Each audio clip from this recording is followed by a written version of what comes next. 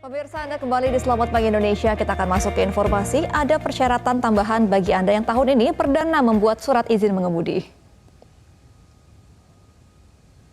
Iya, dalam peraturan kepolisian nomor 2 tahun 2023 yang baru saja disahkan, pengajuan perdana pembuatan surat izin mengemudi akan dikenakan syarat administrasi tambahan berupa lampiran sertifikat dari sekolah mengemudi. Aturan ini merupakan tahap perubahan atas Peraturan Kepolisian Negara Republik Indonesia nomor 5 tahun 2021 tentang penerbitan dan penandaan surat izin mengemudi. Selain sertifikat sekolah mengemudi, pemohon juga disyaratkan untuk melampirkan salinan bukti kesehatan jasmani dan rohani.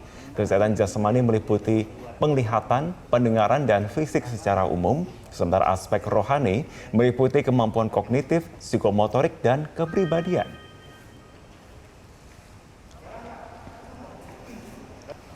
Jangan lihat kamera ya.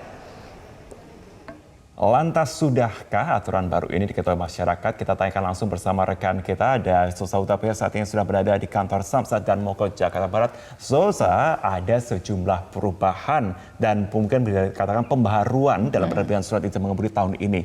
Sudahkah masyarakat mengetahui, Zosa? Baik, Marvin, benar sekali bahwa memang pada tahun ini, tepatnya pada Perpolri nomor 2 tahun 2023, sebelumnya ini dicantumkan dalam Perpolri nomor 5 tahun 2021, ini mengatur tentang sejumlah syarat baru mengenai syarat-syarat yang diwajibkan jika seseorang ingin mendaftarkan SIM, membuat SIM ataupun melakukan peningkatan golongan SIM.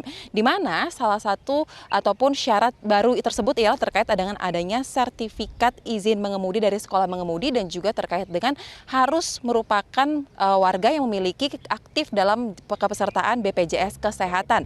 Nah, saya akan tampilkan kepada Marvin dan juga pemirsa bahwa terkait dengan aturan ini apakah sudah diketahui oleh masyarakat atau belum berdasarkan data yang kami peroleh dari jajak media sosial ataupun polling yang dilakukan di media sosial Metro TV.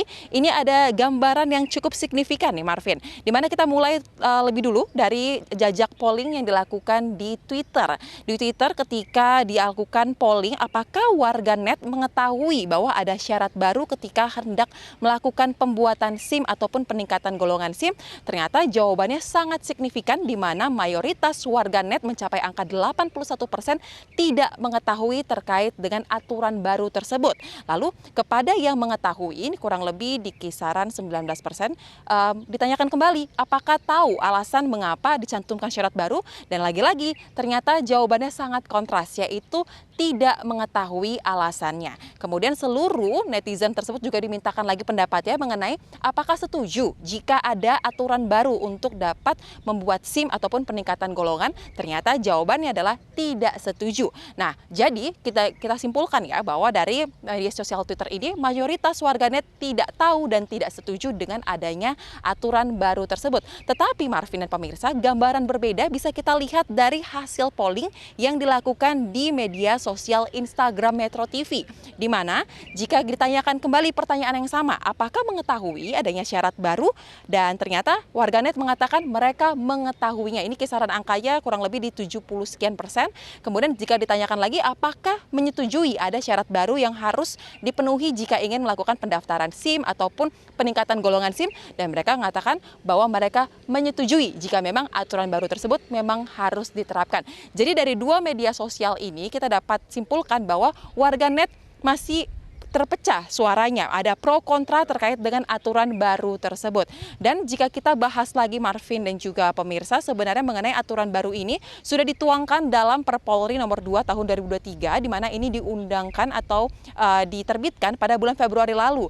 Jadi sejak diundangkan tanggal 17 Februari, aturan ini sebenarnya sudah efektif mulai berlaku, tetapi memang sosialisasinya yang masih perlu digencarkan karena pada kenyataannya masyarakat masih banyak yang belum mengetahui terkait dengan aturan baru ini. Nah, untuk Anda yang belum mengetahui apa saja sebenarnya aturan baru dari syarat-syarat untuk dapat membuat SIM atau peningkatan golongan SIM tersebut, saya akan tampilkan grafisnya. Yang pertama adalah syarat yang paling wajib dan utama, yaitu masyarakat ini merupakan orang yang sudah berusia 17 tahun ke atas. Ini merupakan syarat mutlak yang pertama. Kemudian setelah itu bisa melakukan pengisian formulir melalui cara manual, yaitu datang ke Samsat terdekat seperti saya saat ini di Samsat dan Mogot Jakarta Barat, atau bisa juga melakukan pengisian secara elektronik, yaitu melalui aplikasi Korlantas Polri. Kemudian setelah melakukan pengisian data ataupun dokumen yang dimintakan, dilanjutkan dengan proses yaitu penyalinan dokumen atau melampirkan salinan dokumen yang dimintakan, baik itu formulir ataupun dokumen lainnya, termasuk dengan EKTP elektronik milik si pendaftar tersebut.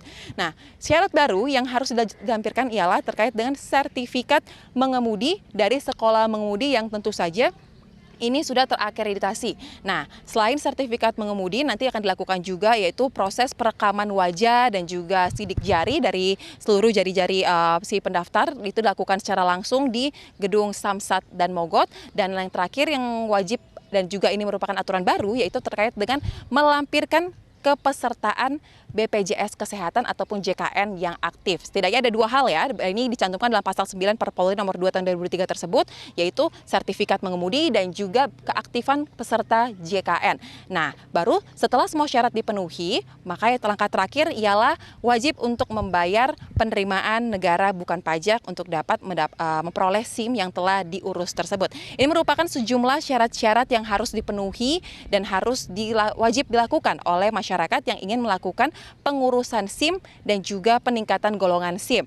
Dan diharapkan memang melalui aturan baru ini, para pengendara di jalan raya, khususnya ketika berlalu lintas, ini tidak hanya memiliki kemampuan untuk mahir menggunakan kendaraan bermotor, tetapi juga mahir ataupun cakap secara wawasan dan juga etika berlalu lintas, karena data menunjukkan bahwa mayoritas kecelakaan lalu lintas ini terjadi bukan karena faktor kendaraannya, tetapi karena ketidakmawasan diri ataupun kurangnya sikap mawas dari pengendara tersebut. Jadi diharapkan dengan adanya sejumlah syarat baru ini dapat memperbaiki hal tersebut sehingga tingkat kecelakaan lalu lintas di jalan raya dapat dikurangi.